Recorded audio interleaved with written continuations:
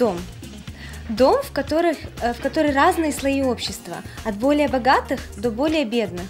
Но я хочу вам сказать, что солнце светит ко всем. Я столько души в нее вложила, что даже если мне скажут, вот можно приобрести эту работу, я, наверное, буду с трудом расставаться с ней.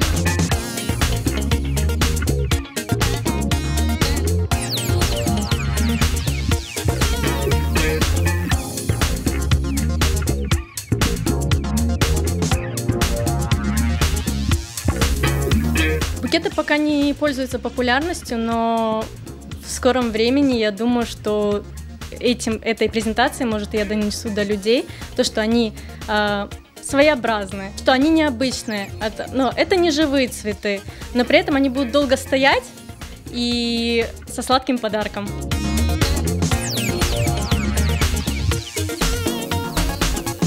Я очень счастлива, что наши девочки нашли себя вот в таких направлениях.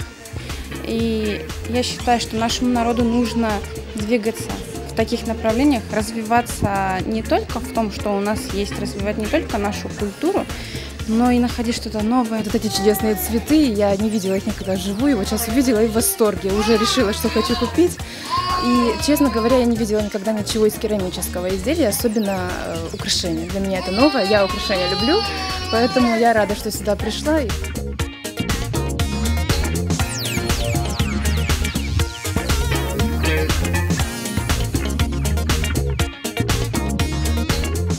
Мне посчастливилось оказаться победительницей, и вот украшение в качестве подарка подарила вот мастерица Ашиме Чок Савылсын. Девочкам желаю творческих успехов, Аллах ярдамчылары болсын.